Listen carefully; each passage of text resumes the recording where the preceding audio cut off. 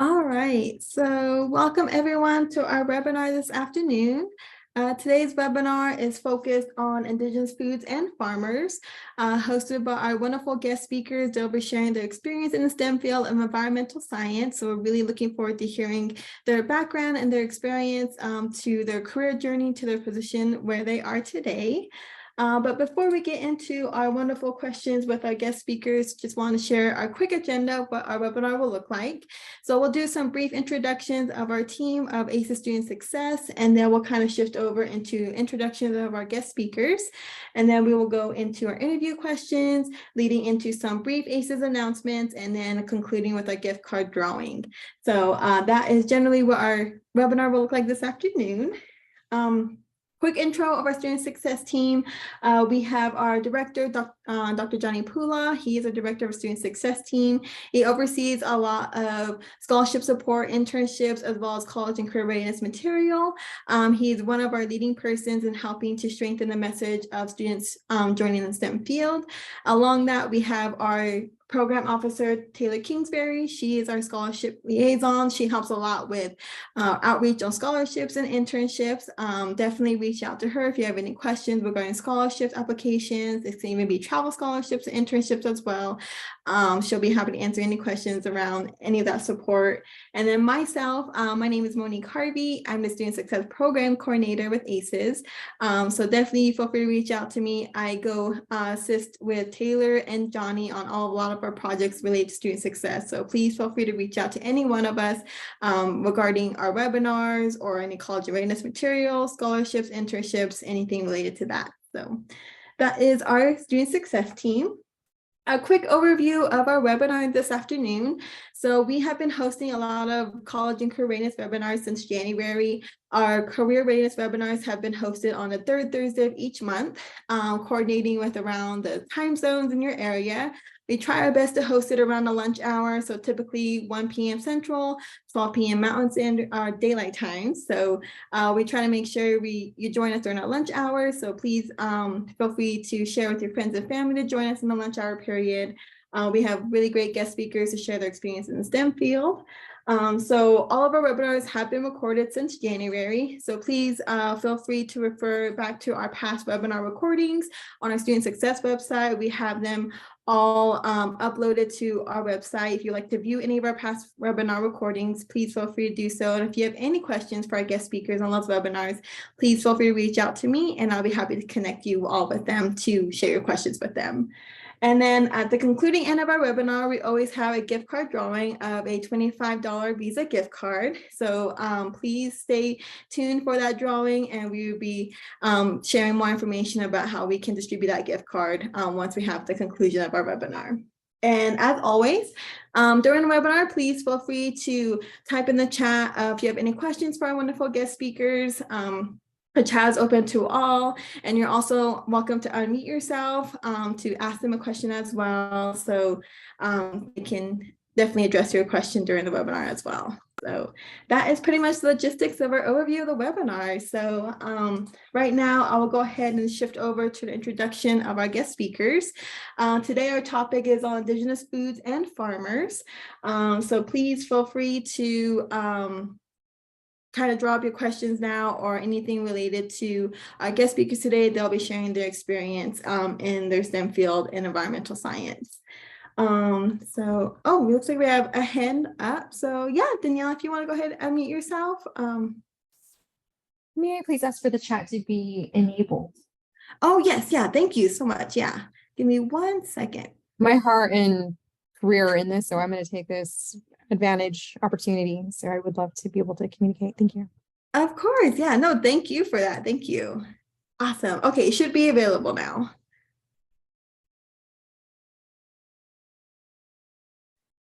Awesome. Thank you all so much again for that. Thank you. So right now, I'll go ahead and do a brief introduction of our interview panelists. Today, we have 3 amazing guest speakers. They all come from different fields of environmental science. So please feel free to ask them any questions that you may have. I will go first, starting to introduce with Cassius Spears Jr.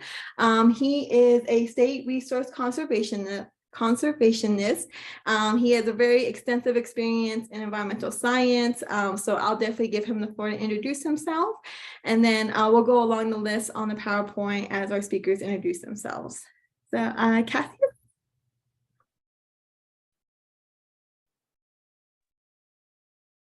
Yes, Asko Ikwasin, Natasuis Cassius Spears, Jr.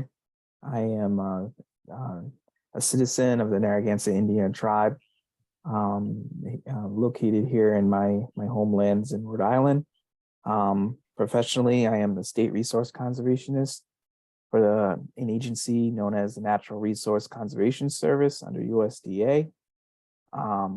And in that role, I am responsible for the ecological science team.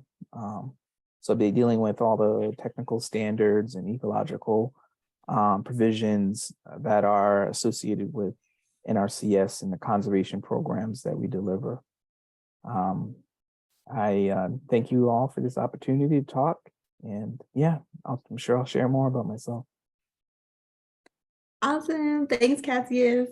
And we'll go ahead and shift over to Don. Don, if you wouldn't mind introducing yourself. Tatsmewi, it's good morning here. Southwest Washington. I'm in Cowlitz country, our relatives there. And Katiao, that's thank you. And Nespers, that's my grandmother's language. I'm enrolled with Confederated Tribes of Umatilla Indian Reservation, and my mother is Coeur d'Alene. And now I work for the Bureau of Indian Affairs, or my degrees in forestry from the University of Washington, graduated in 1978 and started working right away with Yakima Nation, forest manager, Umatilla, my home tribe, and mother grew up in Spokane. I was forest manager there. But now I'm semi-retired, but doing consulting work, going to start a contract with EcoTrust in agroforestry. So it's just perfect timing for this workshop. So Katiao, good to be here. Awesome. Thanks, Don. And then last but certainly not least, Jolene, if you wouldn't mind introducing yourself. Hi, thank you. Good morning, everyone. My name is Jolene Tam. I am a Squaxin Island tribal member, AISES member, a SONA fellow. I was lucky to have Cassius and Don as mentors in the program, so it's very cool. And I'm also the Natural Resources Director for the La Jolla Band of Luiseño Indians. And I am primarily responsible for overseeing our natural resources program, which includes obtaining funding, managing our department. We have a crew of 3 forestry workers, 1 intern, and 2 managers, and a training officer currently. And we just moved into our first office a few weeks ago. So I wear many different hats, draft contracts, do surveys out in the field, help with management planning, and pretty much anything that needs to be done, I figure out how to do it and get it done, and or tell somebody else to do it, which is pretty cool. Oh, and I am still in school at the University of California, Riverside, studying entomology and forest management of invasive insect called the gold-spotted oak borer, which is responsible for killing thousands, probably over 80,000 trees in Southern California in the last 20 years. Awesome. Thank you all so much. Really appreciate y'all sharing your background and your career journey thus far. So thank you all so much. I did not know, Jolene, that Don and Cassius were your mentors. Such a small world. So that's amazing to hear. Awesome. So we will actually go ahead into our first interview question to all of our wonderful panelists. And panelists, feel free to jump in. There's no limit to your response. So please feel free to jump in. I always do kind of do one-on-one, but feel free to contribute your response So the first question is to you all. If you wouldn't mind sharing, how did you decide to go in this journey to where you are today? Was there a specific science class, a mentor, a TV show, or even a movie? We're just trying to understand more of like, what was the moment that you decided to go into environmental science? I'll go first. For me, it was kind of I don't know if I ever really just made a definite decision. It was kind of a lot of small decisions that led me to where I am. But I can say, looking back and reflecting, I'm very blessed in the fact of where I landed, in the sense that it aligned with my core kind of values and understanding of the world, and NRCS in many ways allows me to fulfill those kind of callings that most Native people have, and that is, being a steward to this land, taking care of this place. But on top of it, I like to eat. So when I was a kid, most of us, my family in particular, but most, Native people, we have a subsistence culture, and we are hunters, we're out gathering, we're fishermen, we go out and take, and appreciate the gifts that creation offers to us in many different ways, and that usually turns out to be a good meal. So for me, it was growing up in that life ways, in those types of environments within my family, within my community, where we were all centered around a time of harvest, a time of gathering, and the importance, because it was always, and still is in today's, especially with climate change, always being threatened, that way of life. So I really became into the environmental sciences just because of conservation, trying to protect those way of lives, understand the functions to a greater degree, and that science provides that pathway to do so. But also to incorporate my cultural understanding of those of existence and the natural processes of creation. So that just interest led me into. I went to some camps when I was in high school. I went to I think it was Native American Fish and Wildlife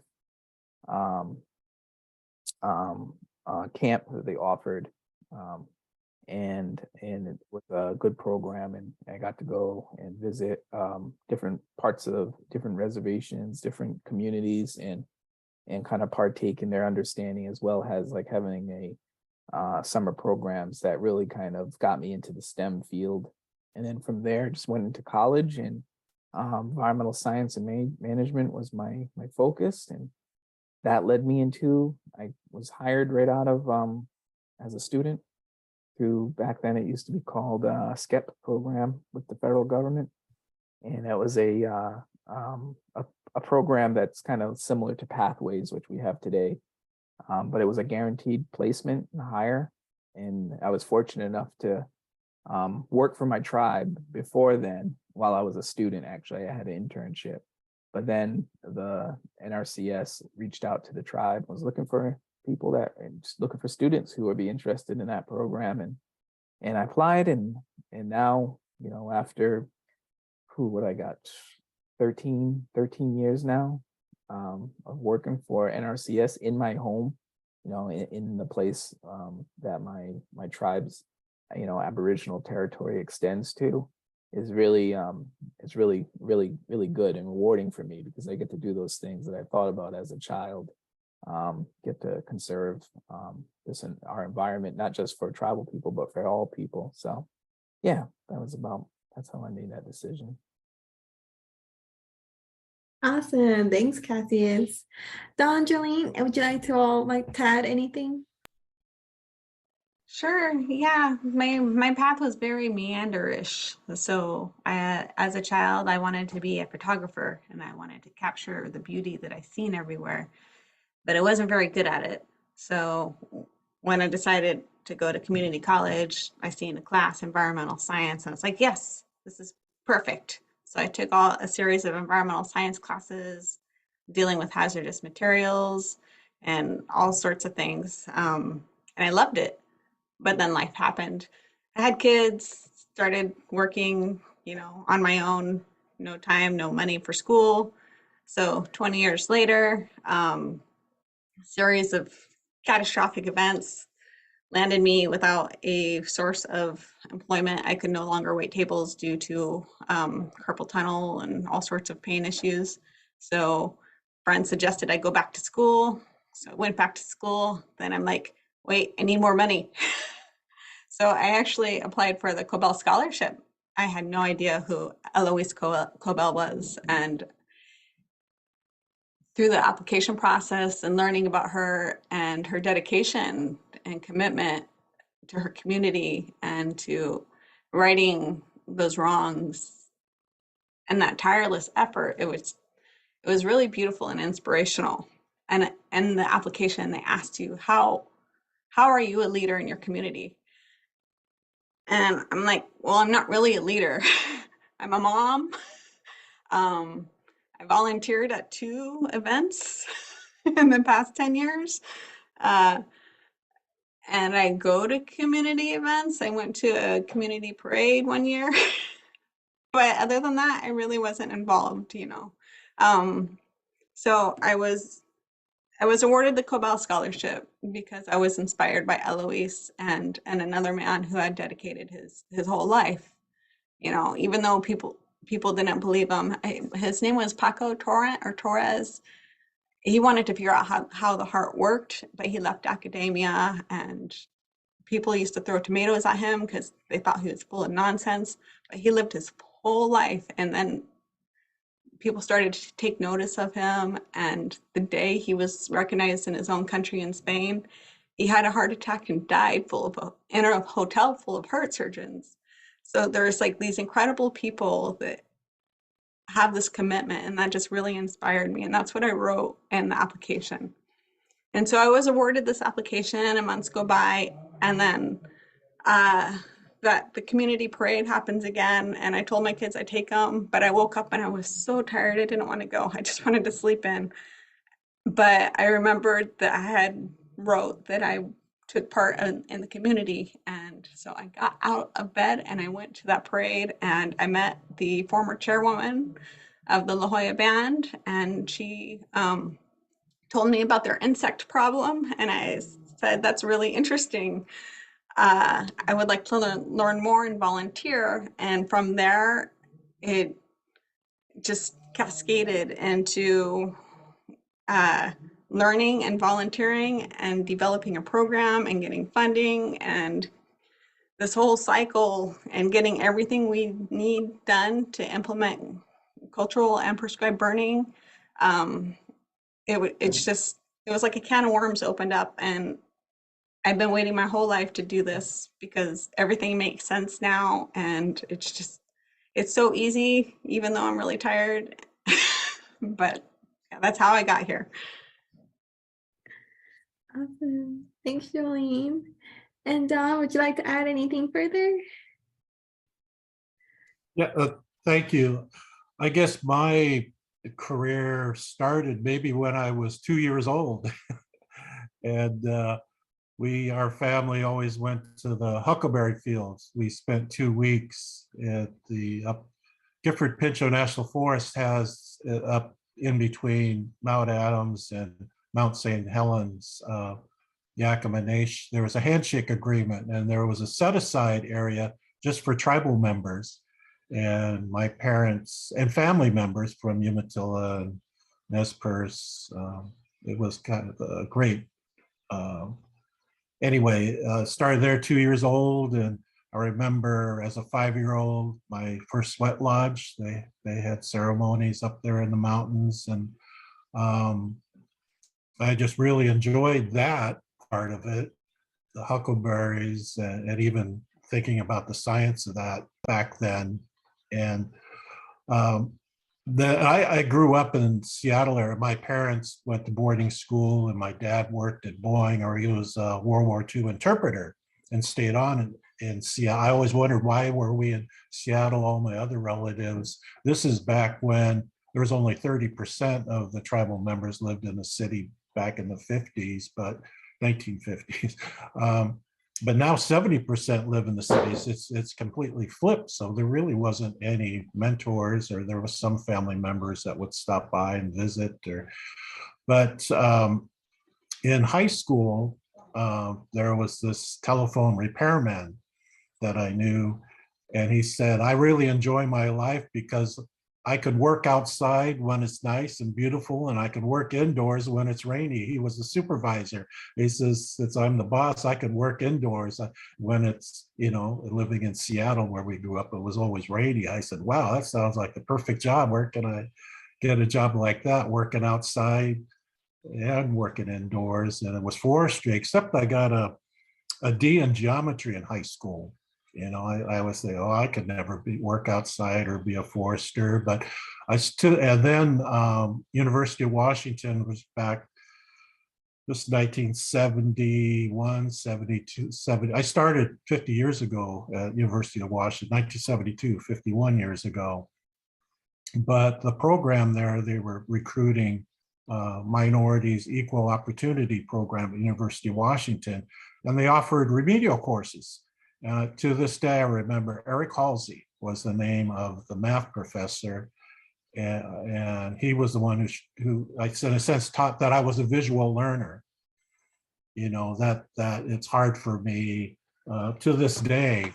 I still write down everything because I visually I was one of those students. He had to write it, say it, highlight it, and he found out I was a visual learner. And geometry, trigonometry was actually, in a sense, a gift, or just being able to see things on the ground. And that's where I started working at Seattle Arboretum in Seattle, just working in the gardens there and hauling manure and shavings, and loving that as a freshman in high school, and received a letter of recommendation from the director, Joe Witt. That's the Joe Witt Arboretum now. He's passed away, but they named the Arboretum at the University of Washington after him. But he wrote me a letter of recommendation, and I applied for the Seattle watershed as a fire guard or a firefighter. So I spent 4 years working up the Seattle watershed, which is up by Snoqualmie Pass in the state of Washington, Cascade, for 4 summers. The University of Washington had an agreement, or a firehouse, and I lived in the firehouse for 4 summers and prepared timber sales and laid out roads. And that's where I got my interest for being a road engineer, was because of that, visually seeing stakes on the ground as a surveyor that I could equate. In fact, that's what I do now with students. I call it math in a basket.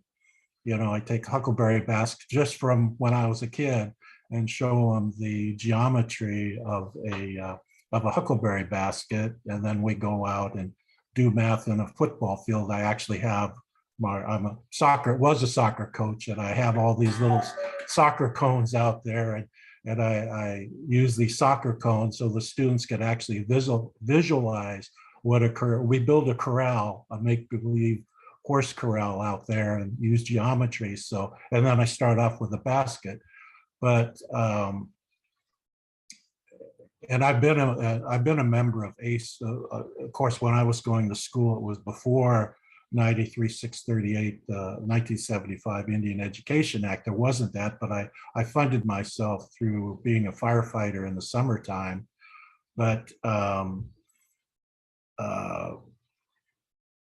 was going to say that probably also getting through, when you say everybody, a visual learner in a tough time, and I guess through my career, I was going to say I've been an AISES member since 1981.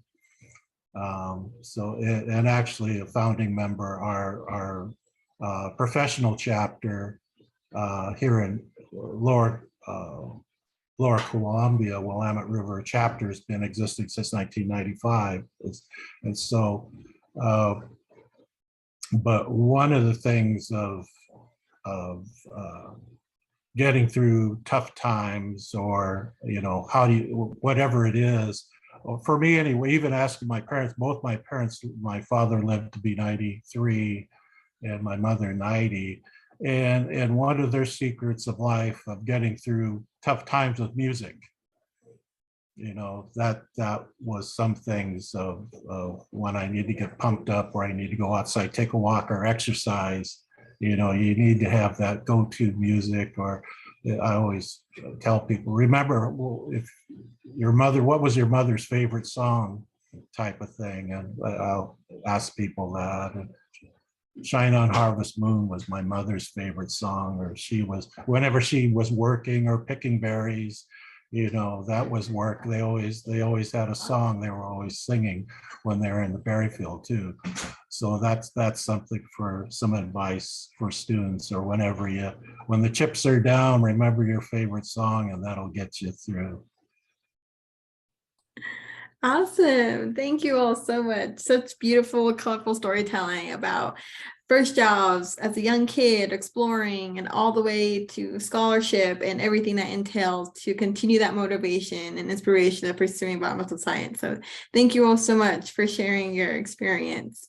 And then kind of leading into that, I know a few of you kind of touched on what helped you build your experience as well as your skills in environmental science. So one question that we have for our panelists is, would you mind sharing and programs or internships of ways that you started to build your experience on? I know some of you kind of touched on it a little bit more, but I guess to our students, I know that first step, that first initiative step of beginning that career journey sometimes isn't always a given. So I think we're looking into more of like, what would be your suggestion of what programs to look into and to help them build that experience in environmental science?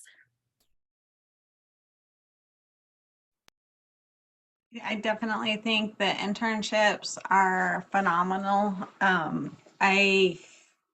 During my math class, my pre-calculus class, my teacher was talking about how he was so concerned his wife was accidentally exposed to hazardous radiation, and she was pregnant, but she was okay. But she worked at the hazmat team in Orange County. So I followed him after class, and I'm like, can I meet your wife? Because that's what I always wanted to do. I wanted to work in environmental science and reduce the amount of chemical impact on the ground. And I finally met somebody that knew somebody that did that. So I wanted to learn more. And it just so happened that they hadn't had an internship program, but they were getting started. So I was able to get in that internship program, and I learned about policy. And back when I was in community college 20 years ago, I also took Indian law classes. It's very dry and boring, but it's important. So you should always have that background. You should know what laws are in place to protect our natural resources. But I had that background, and with the internship, I was supposed to develop a user-friendly manual for tattoo artists to understand the laws that they had to comply with to reduce blood-borne pathogens and hazardous materials in the workplace and to their customers. So just interpreting that legalese so people could understand it just further trained me to, when I'm running into a problem, like how do we burn on the reservation? Go back to the law, go back to the U.S. Code of Regulations and the Code of Federal Regulations. I might have that backwards, CFR and USC. But yeah, do your legal search, find those laws, and then go to the BIA, find those laws, find those policies that we have to comply with, and then build your program from the ground up, make it foolproof. So you can have that program that won't blow away like sticks in the wind. But I think that internship was key in learning how to search for those laws and make it so other people can understand it, and in the process making it so I could understand it.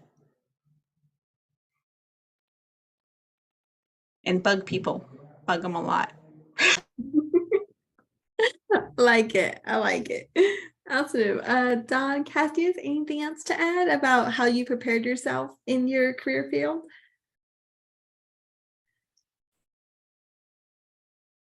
I have, well, like I mentioned, well, two things I put in the chat, the Intertribal Timber Council, which I was involved with for 25 years, has a Truman D. Picard scholarship program that's awarded over 500 scholarships for over $1 million over the last 30 years, 35 years. And it's for all natural resources. It's not just forestry. So that's, I've met a lot of the students, mentored students, you know, that way. The second thing I'll put in the chat is there's 23 states that have like an ag forestry leadership program, and many of our leaders with the Intertribal Timber Council have gone through the state of Washington's ag forestry leadership program. And one of the great things about it, you end up going to Washington, D.C. while you work with your local state. Oklahoma has a real supportive program for there's 2 states that have supportive programs for natives. One is in Oklahoma, the other one's in the state of Washington. But they have a program where you learn about policy. You go to the state legislature, then you go to a Washington, D.C. trip. Then there's an international trip, which was really great. And our group actually went to China. So we spent 17 days in China, and that was quite the trip. And several tribal members, have gone to Chile or Morocco and all different types of countries, but through the years and the programs, if you want to know more about the I'll put the link to the program, but I did put the Intertribal Timber Council scholarship link, and I'll put the ag forestry link. And this one in the state of Washington has a real strong tribal component. It's for all people that are involved with there's quite the history to it. So, but I'll put the link about the leadership program once you graduate from college and get into your career. Thank you, Don. Wonderful. And Cassius, anything else to add? No, not necessarily. I will say that I will actually to Don, because he brought it up, that actually I received support from that Picard scholarship and an internship from that, and that was something that was very, very important. Actually, that because it was through the BIA, I believe, the time that I spent at the internship counted towards my years of federal service. So it was definitely that was one of the great internship that allowed me to work with my tribe. It placed me within in my natural resources department as a student, so that I could participate in my tribe's forest management and conservation work that they did, which then ultimately led me to receiving a pathways internship with NRCS. So yeah, I think that I'll just reiterate what the 2 presenters just said, and that was internships are very important. It's great, obviously, to get the paid ones, but the experience that comes from those relationships that are gained from those really can set you on your pathway.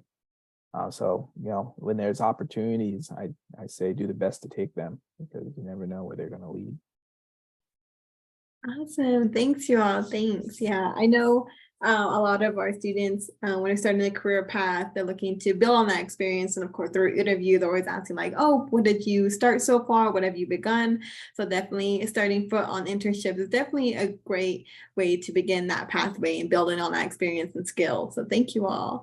And then great segue from Kathy is about community work. I know a lot of students when they are getting ready to graduate or they have some summertime off and they're looking to build on their experience through college.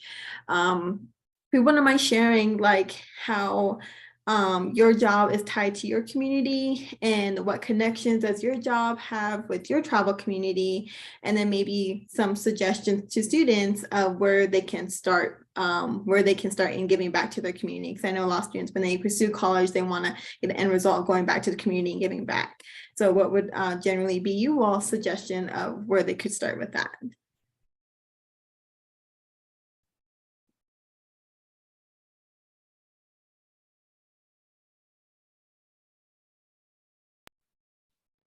Dan, did you want to go?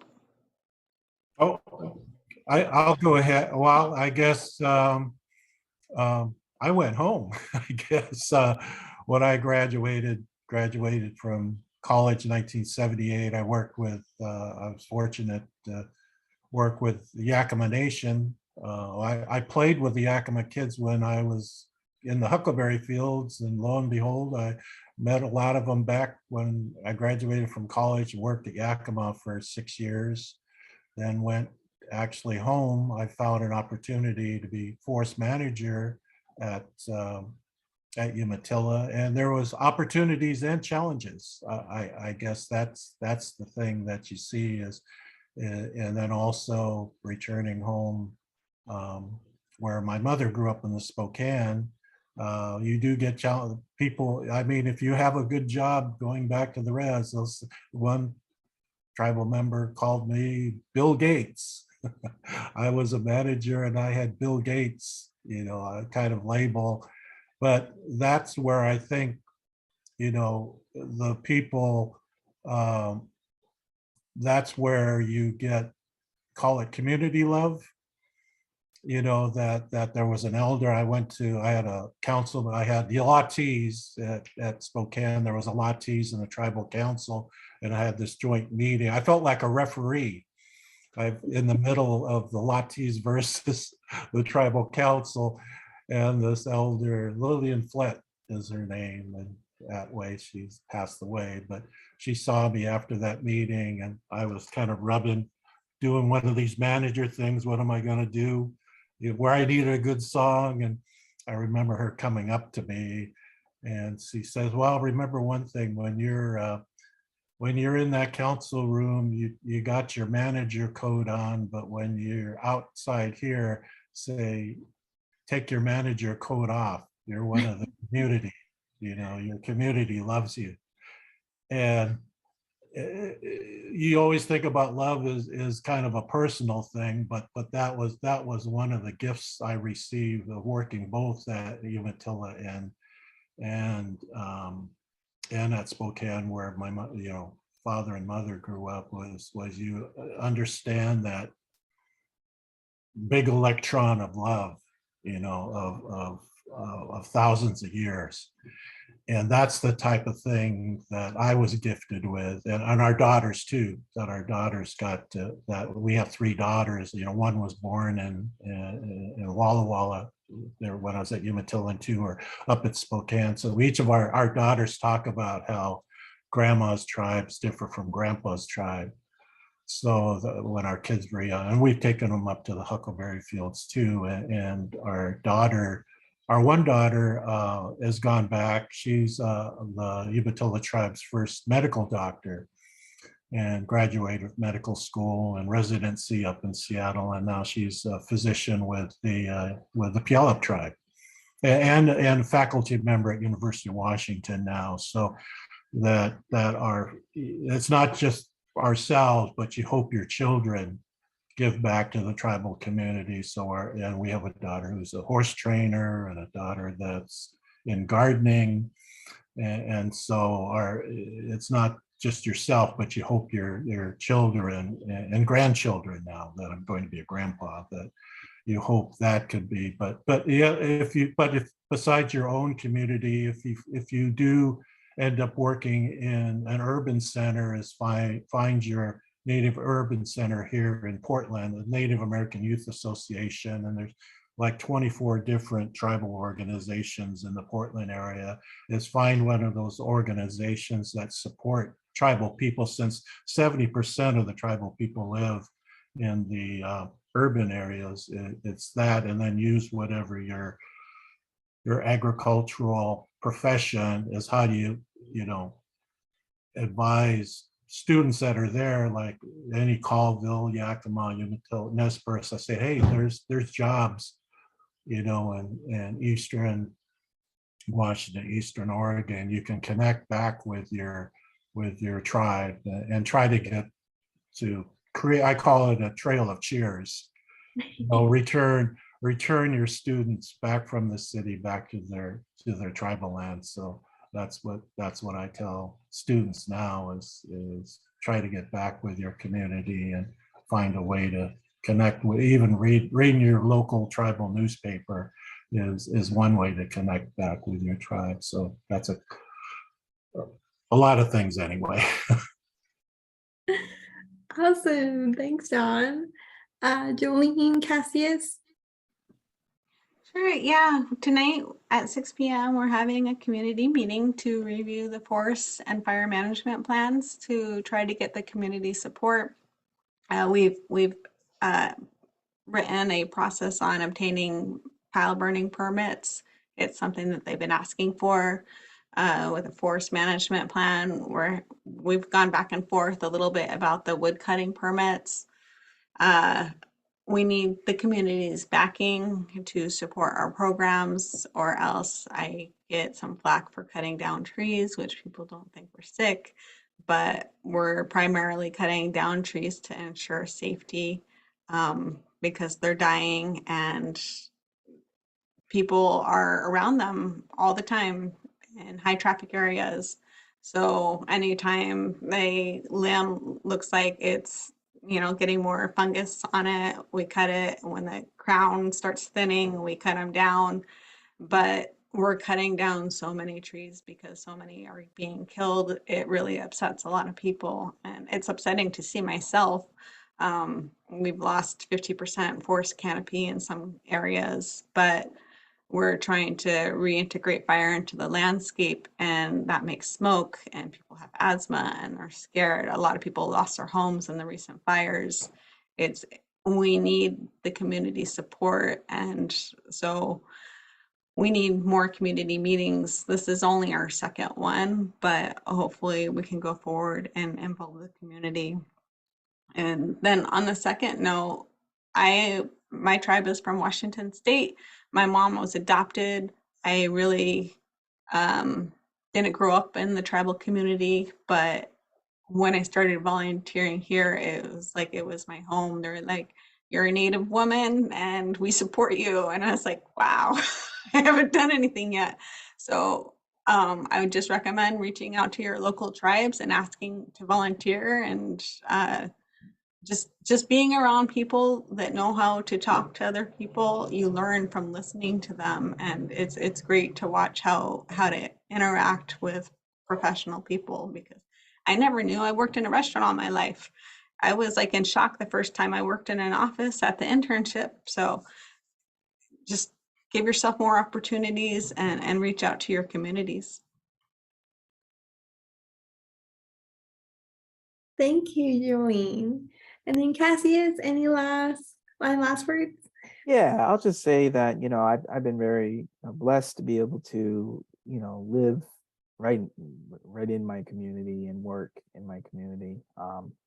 You know, while I was in college, I had the opportunity to travel far, experience other communities, other parts of the country, and spend time there and learn there. But ultimately, I get to have that relationship, have my children participate in the JOM programs and do seed starting workshops with the children, or participate with the tribe and leadership functions, support my community on a personal level where, not many get to have that.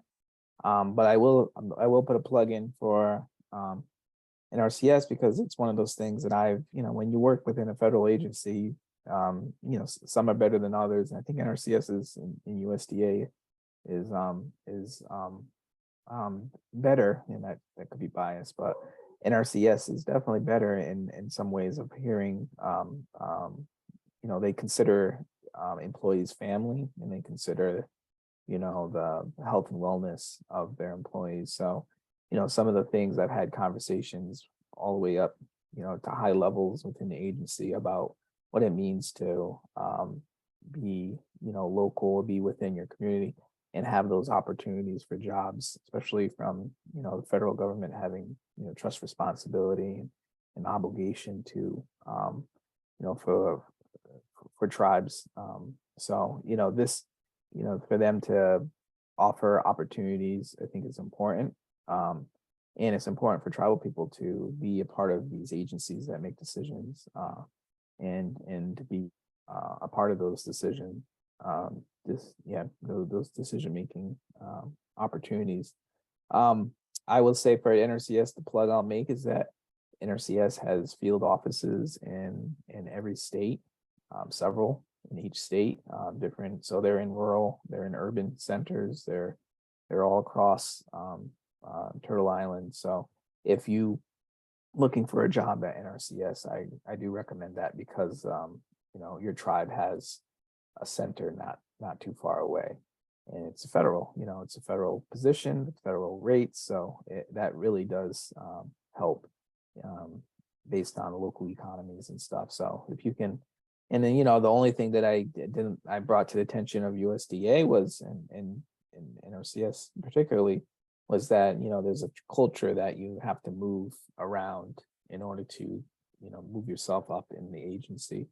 But that culture seems to be changing. There seems to be an understanding of why that local knowledge and local, especially for Indigenous people, why that is important.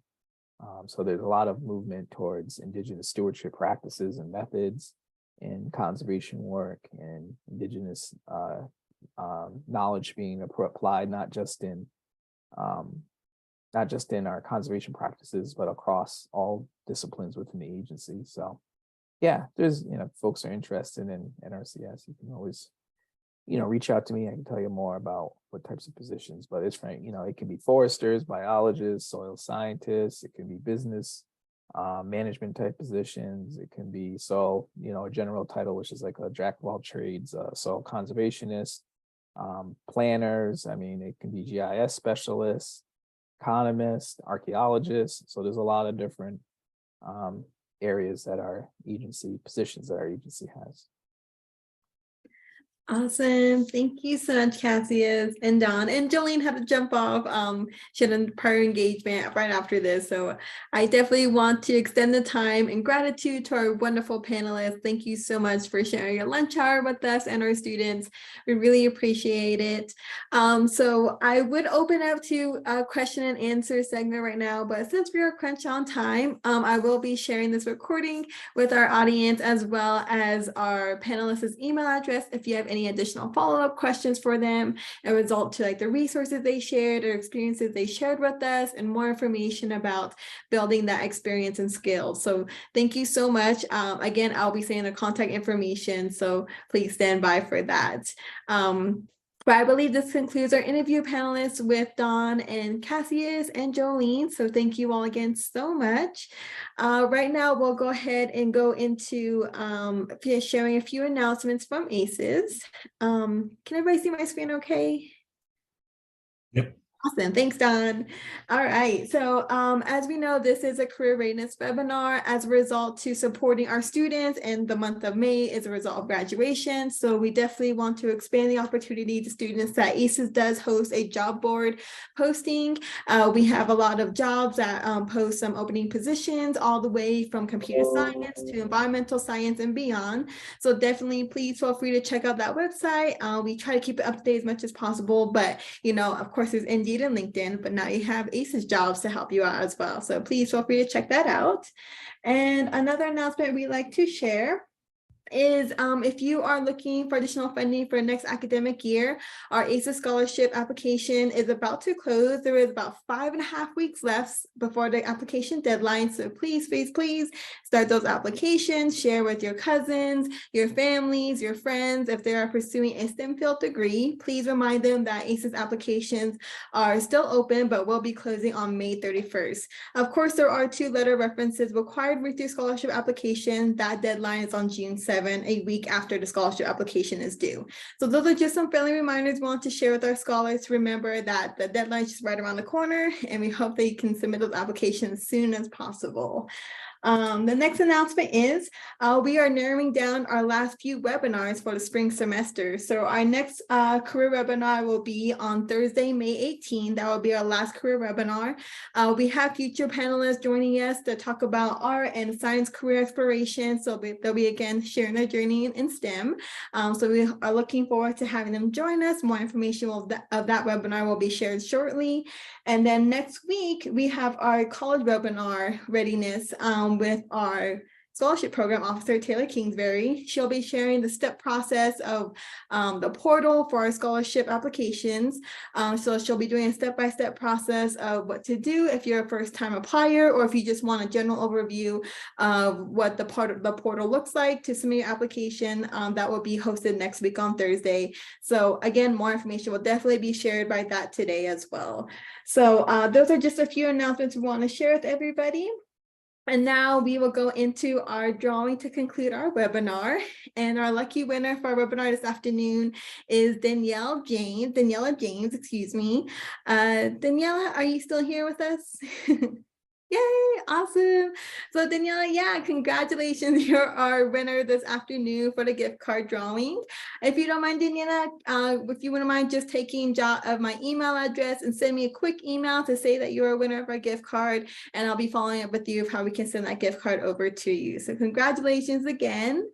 And I believe that concludes our webinar this afternoon. So thank you all again so much for joining us. More information about our webinar, again, will be shared shortly, as well as our contact information from our panelists. So thank you all again, and I hope you guys enjoy the rest of your afternoon. Thanks, Monique.